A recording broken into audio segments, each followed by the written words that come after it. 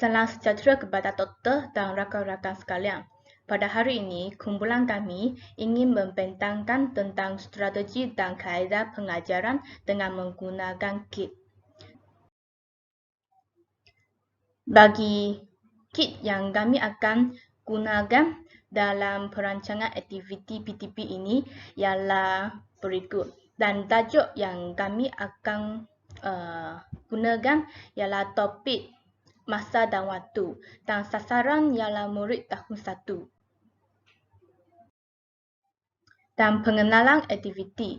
Objektif pengajaran. Murid akan mempelajari seperti memahami konsep masa dan waktu. Selain itu, mereka juga akan memahami dan menggunakan kosakata berkaitan dengan masa dan waktu. Selanjutnya ialah murid dapat mengenal pasti cara menggunakan kosakata yang berkaitan dengan masa dan waktu. Bagi hasil pembelajaran, murid akan dapat menerangkan konsep waktu dan masa. Selain itu, mereka juga dapat menghuraikan aktiviti yang akan dilakukan mengikut masa dan waktu. Sekarang saya akan bermula dengan strategi yang telah kami pilih dalam penggunaan kit ini. Yang pertama, strategi pertama yang telah kami pilih ialah strategi berasaskan tugasan. Dan melalui strategi ini, murid akan diberikan peluang untuk mengaplikasikan maklumat atau ilmu pengetahuan yang telah dipelajari di dalam kelas. Kerana kebanyakan tugasan ini yang telah diberikan oleh guru kepada murid adalah berdasarkan maklumat yang telah diajar oleh cikgu di dalam kelas. Dan bimbingan dan dorongan daripada guru semasa menjalankan tugasan ini adalah amat penting untuk membantu murid menjayakan tugasan mereka dengan lebih lancar. Kerana kadang-kadang murid juga akan menghadapi halangan semasa menjalankan tugasan mereka. Oleh itu, bimbingan dan dorongan daripada guru adalah amat penting untuk membantu murid yang lebih lemah dan dalam menjalankan tugasan mereka. Yang ketiga, guru juga perlu menjelaskan tujuan aktiviti kepada murid terlebih dahulu sebelum aktiviti itu dijalankan.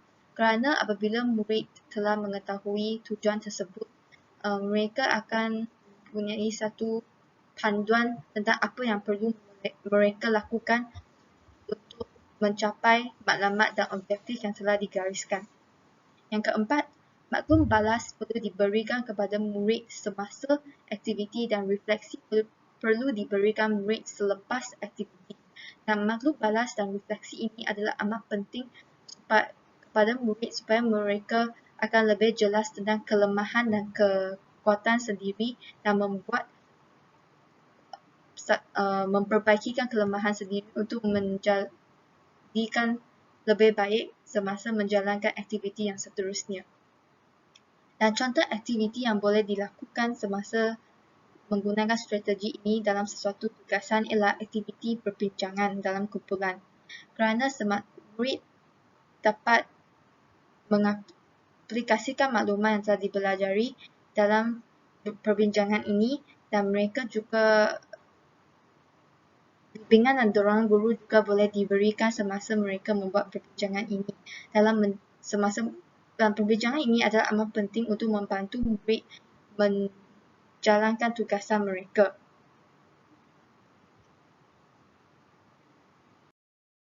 Dan seterusnya ialah implikasi yang akan diberikan kepada pelajar melalui strategi ini. Yang pertama ialah sifat bekerjasama antara murid-murid dapat dipupuk semasa menjalankan tugasan kerana murid telah jelas tentang matlamat yang ingin dicapai melalui tugasan ini dan mereka akan saling bekerjasama untuk mencapaikan matlamat yang diingini bersama-sama. Dan yang kedua, sifat kepimpinan murid juga dapat dicungkil kerana semasa menjalankan tugas kumpulan, mereka akan memilih satu ketua di setiap kumpulan. Dan kumpulan ini boleh dilantik secara bergilir-gilir dan setiap murid mempunyai berpeluang untuk menjadi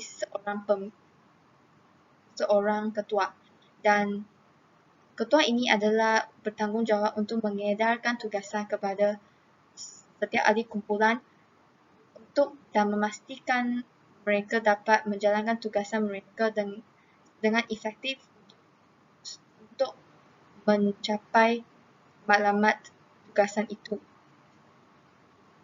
Dan yang seterusnya ialah kelemahan murid juga dapat dibaikikan melalui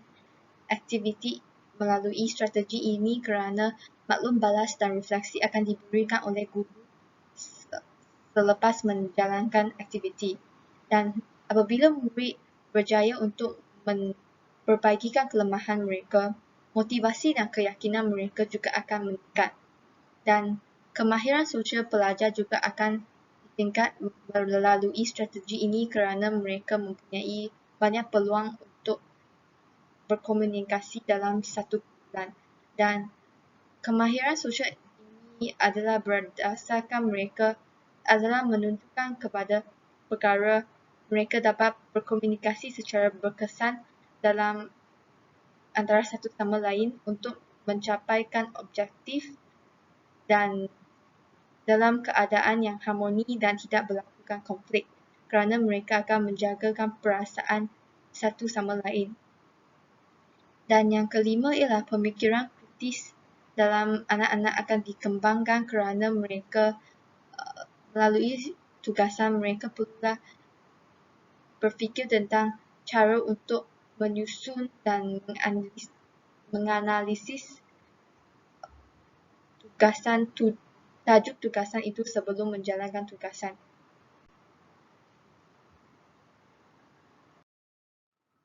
Strategi yang kedua ialah strategi pemusatan murid.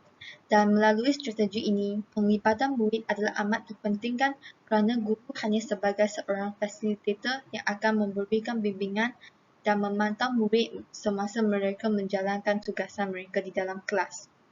Dan guru perlulah bertimbang rasa dan bertanya dengan murid tentang keperluan dan kehendak mereka dalam proses pengajaran dan pembelajaran dan membuat pengubahsuaian daripada situ. Kerana kebanyakan keperluan dan kehendak pelajar itu merupakan apa yang telah berdasarkan minat mereka. Oleh itu, 3 soalan yang perlu diutarakan oleh guru kepada mereka ialah apa yang mereka telah mengetahui, apa yang mereka ingin belajar dan apakah mereka yang telah dipelajari. Dan ketiga ini boleh disediakan melalui satu jadual iaitu KWL jadual yang dinamakan Know, What and Learn. Dan daripada situ, guru perlulah membuat pengubahsuaian daripada aktiviti yang telah disediakan untuk memenuhi keperluan dan kehendak mereka. Dan contoh aktiviti yang boleh dilakukan melalui strategi ini ialah seperti lakonan. Kerana apabila melalui lakonan, aktiviti mempunyai pergerakan dan pelajar suka bergerak-gerak berbanding hanya duduk di tempat sendiri. Dan melalui lakonan ini, murid juga akan belajar untuk mengeluarkan emosi sendiri, dan hal ini adalah lebih efektif dalam belajar. Dan lakonan ini boleh diberikan seperti berdasarkan topik yang ingin sampaikan, seperti kit kami adalah berdasarkan masa. Oleh itu, murid boleh diberikan satu tajuk yang berkaitan dengan masa dan murid perlu membuat lakonan itu.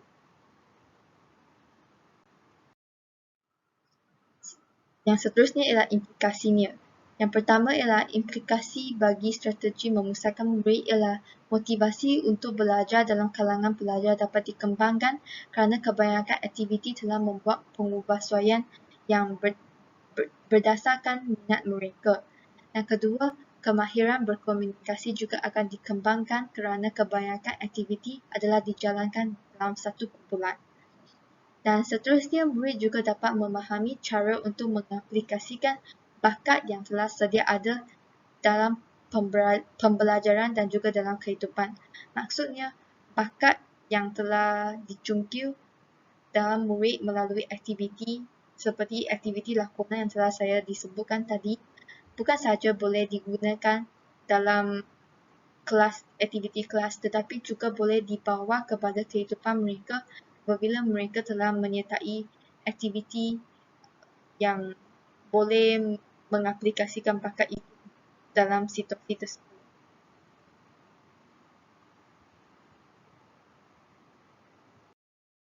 Saya ialah Luziteng dari kelas 2 PISMP Maths 2 dan saya akan membentangkan tentang kaedah pengajaran masa kini.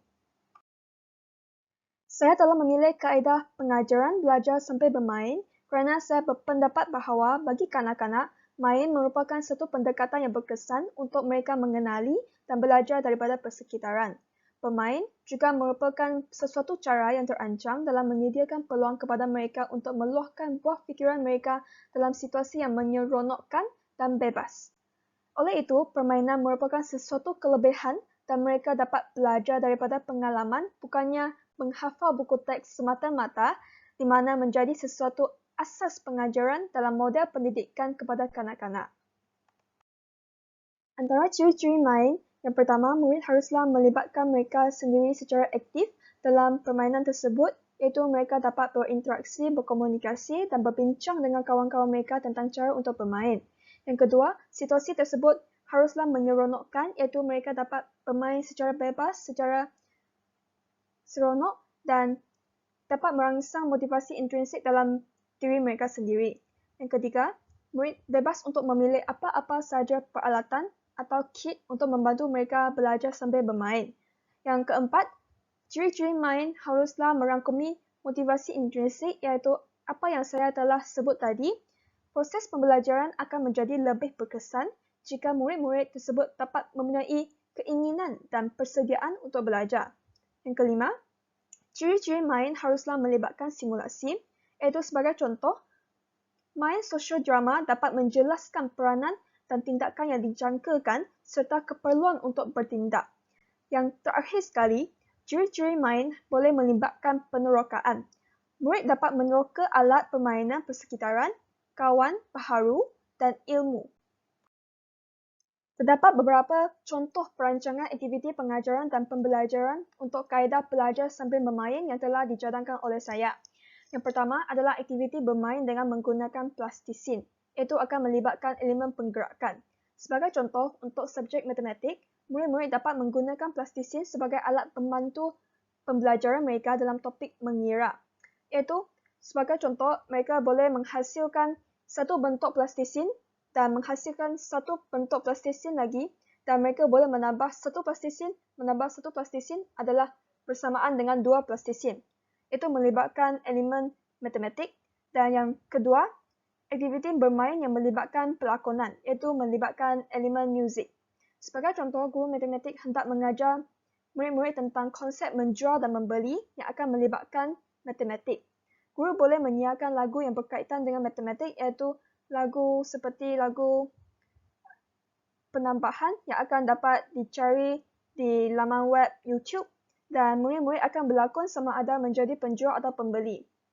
Dan mereka boleh belajar tentang konsep menambah dan menolak daripada pelakonan tersebut.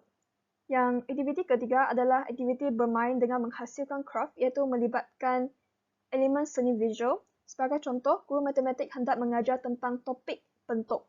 Murid-murid boleh menghasilkan craft yang melibatkan bentuk yang guru-guru juga boleh menyediakan beberapa bahan untuk membolehkan murid-murid menghasilkan craft yang lebih menarik iaitu melibatkan lebih banyak bahan yang berwarna-warni yang dapat menarik minat mereka.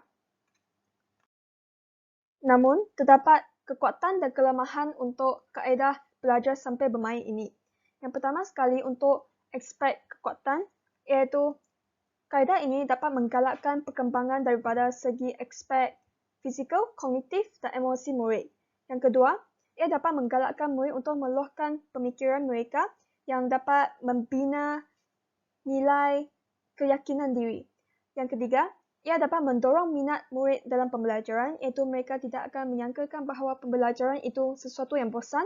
Yang keempat, kaedah ini dapat melahirkan murid yang berfikiran kreatif, inovasi dan berupaya untuk berfikir di luar kotak, iaitu selaras dengan motif pendidikan abad ke-21 ini, iaitu pendidikan masa kini. Yang kelima, ia dapat menggalakkan interaksi dan komunikasi antara murid, iaitu mereka haruslah berbincang. Yang terakhir sekali iaitu ia dapat membantu melahirkan murid yang mampu mengurus emosi dengan cemerlang, iaitu kecerdasan emosi yang baik, iaitu di mana apabila aktiviti itu dilaksanakan, mereka haruslah belajar untuk menghormati pandangan orang lain dan menerima pandangan orang lain, yang di mana akan membentuk emosi yang baik dalam diri mereka. Yang untuk aspek kelemahan, kaedah ini mungkin pelajar akan kurang tumpu untuk belajar dan asyik bermain sahaja. Yang kedua, kelas akan menjadi bising jika kawalan kelas oleh guru tidak mantap. Sekarang saya akan membentangkan tentang kaedah pengajaran flipped classroom. Persoalannya, apakah sebenarnya definisi untuk flipped classroom ini yang sering disebutkan oleh orang lain? Menurut Muhammad Amin dan Ibrahim Panah, telah mendefinisikan kaedah flipped classroom sebagai konsep pedagogi yang menggantikan piawaian kuliah dan format kelas yang berpeluang untuk mengetahui konsep dan maklumat berdasarkan bahan-bahan pembelajaran yang dibekalkan di luar kelas, iaitu di luar waktu PDP. Pada dasarnya, istilah flipped classroom telah dikenal pasti daripada konsep kelas biasa yang menjadi tempat menyampaikan pelajaran melalui beberapa format kuliah. Iaitu daripada, untuk kata lain, flipped classroom merupakan kaedah yang memerlukan pelajar memahami sesuatu konsep dalam topik tertentu melalui pembelajaran kendiri sebelum proses pembelajaran dan pengajaran dalam kelas berlaku. Flipped classroom adalah salah satu kaedah pengajaran berpusatkan pelajar yang telah diterima pakai secara meluas di luar negara. Dan gambar raja ini merupakan contoh untuk pengertian flipped classroom. Terdapat beberapa contoh perancangan aktiviti pengajaran dan pembelajaran, iaitu PDP untuk kaedah flipped classroom ini yang telah dijalankan oleh saya, iaitu semasa di rumah, murid-murid semasa di luar waktu PDP, guru boleh berkongsi maklumat yang berkaitan dengan topik pembelajaran yang akan disampaikan nanti sebelum menghadiri kelas, iaitu dalam bentuk menonton video, mendengar podcast, persembahan slide, membaca artikel iaitu buku, blog atau e-book, menjawab kuis yang boleh disampaikan melalui Google Forms, dan perbincangan dengan kawan secara talian iaitu secara menggunakan aplikasi Google Meet atau Zoom, dan membuat pencarian maklumat melalui talian dan membuat peta minda.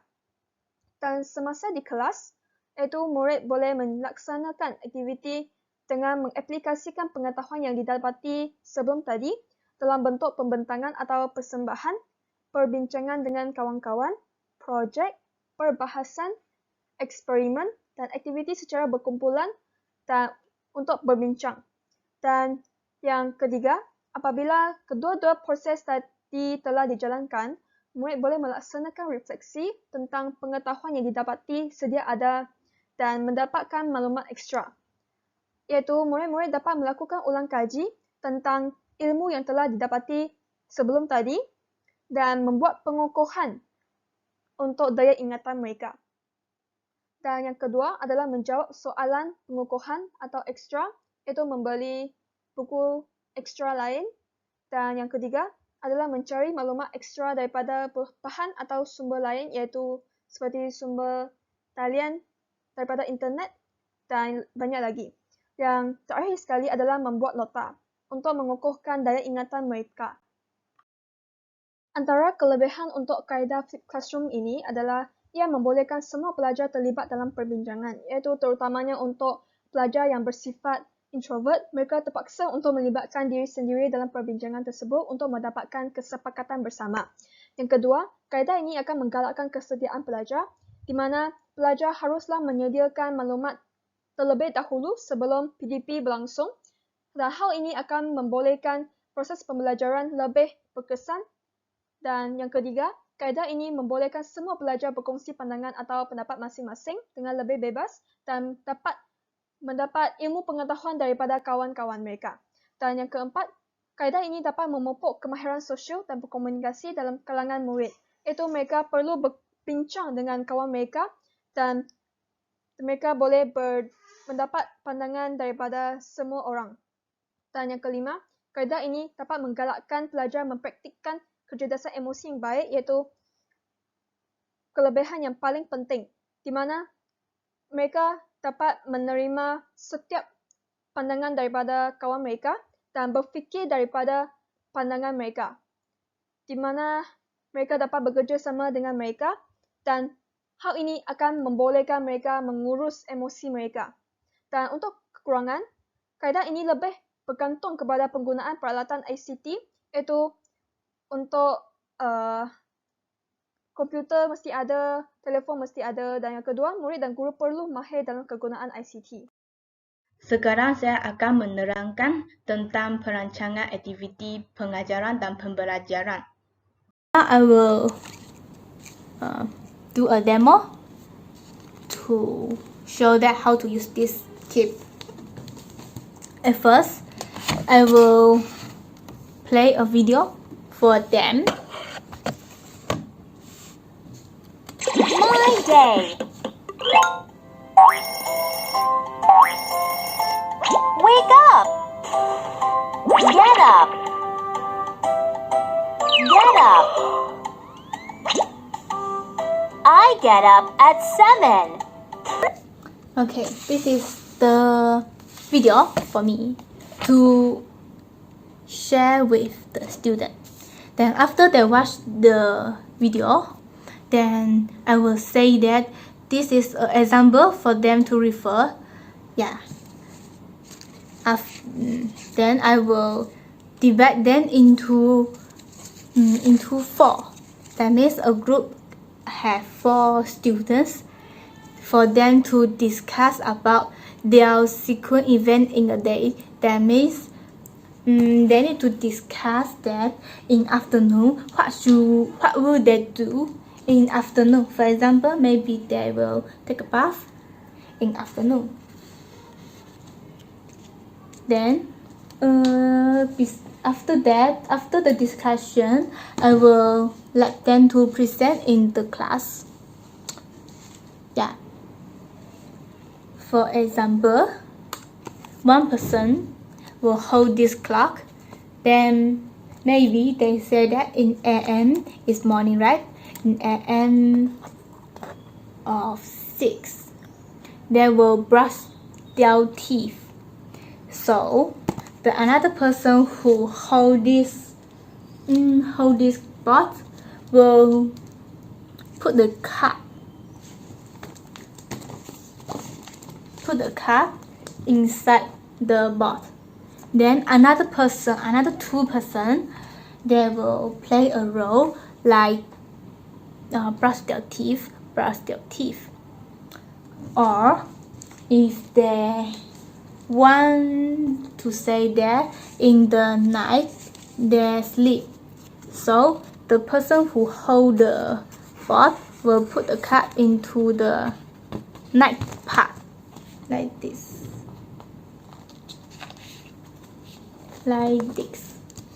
Then the another 2 person will do the action like this. They want to sleep. Yeah, this is the activities that how to use this presentation kit. Bagi perancangan aktiviti kami, yang pertama, guru akan memancarkan video seperti kenali waktu kepada murid secara atas talian supaya memberi idea kepada murid-murid. Selain itu, guru juga akan menjelaskan tujuan aktiviti tersebut sebelum murid-murid memulakannya. Selepas itu, murid-murid akan dibahagi kepada kumpulan dan mereka diminta memahami topik waktu dan masa terlebih dahulu dan membuat pembincangan dengan ahli kumpulan mereka tentang aktiviti-aktiviti yang akan dilakukan pada setiap waktu, seperti pada waktu pagi, petang dan malam. Dan selepas perbincangan, mereka akan membuat persembahan dan pelakonan.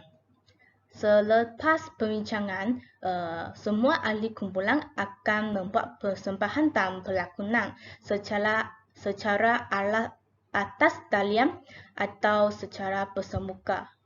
Semasa persembahan dan pelakonan, guru sebagai pembantu akan menggunakan kit persembahan seperti meletakkan kad-kad keluar yang disediakan untuk membantu murid-murid memahami kantongan-kantongan yang disebarkan atau dilakon dengan lebih jelas.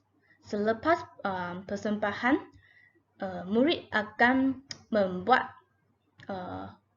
refleksi selepas persembahan diselesaikan dan membuat penilaian serta membuat rumusan tentang persembahan tersebut dengan pimpinan guru. Perancangan aktiviti PTP kami telah mengaplikasikan beberapa strategi, iaitu strategi pemusatan murid. Hal ini dikatakan demikian kerana bagi perancangan kami lebih mementingkan pelibatan murid. Selain itu, strategi berasaskan tugasan juga diaplikasikan. Hal ini kerana murid akan diberi peluang untuk mengaplikasikan maklumat yang dipelajari.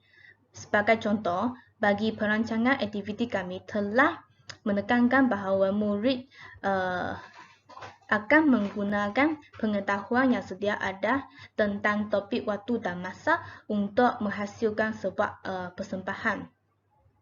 Selain itu, kaedah pengajaran flip ke classroom juga diaplikasikan dalam perancangan aktiviti kami. Hal ini kerana flip classroom menekankan bahawa murid harus atau murid perlu memahami sesuatu topik melalui pembelajaran sendiri sebelum PTP dalam kelas berlaku.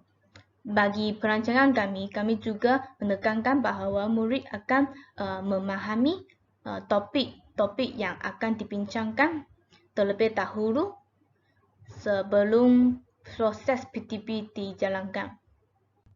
Bukan sahaja kaedah pengajaran flip classroom yang diaplikasikan, tetapi juga kaedah pengajaran belajar sambil bermain juga diaplikasikan dalam perancangan aktiviti kami.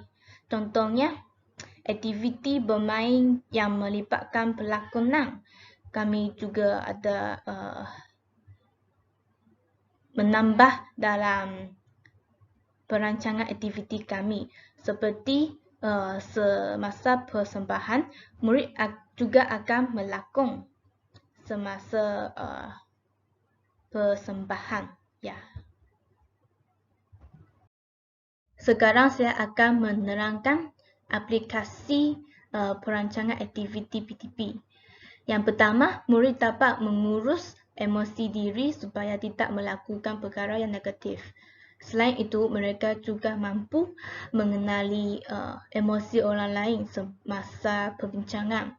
Dan dengan komunikasi dengan ahli kumpulan yang mempunyai aspek perbezaan individu, kemahiran sosial mereka dapat ditingkatkan. Dan dengan membina hubungan dengan orang lain melalui komunikasi, kelemahan mereka semasa perbincangan dapat dibaiki kerana mereka dapat membetulkan pandangan-pandangan yang ada kesilapan semasa perbincangan. Dan semasa persembahan dan pelakonan, sifat bekerjasama dan bertolak ansur akan dipupuk kerana mereka mempunyai maklumat yang sama, iaitu menjalankan persembahan dan pelakonan dengan lancar. Dan akhirnya mereka dapat memotivasikan diri dan meningkatkan keyakinan murid-murid kerana mereka telah mengetahui apa yang mereka belajar dan telah menguasai yang pengetahuan tersebut. Belajar daripada kami. Sekian, terima kasih.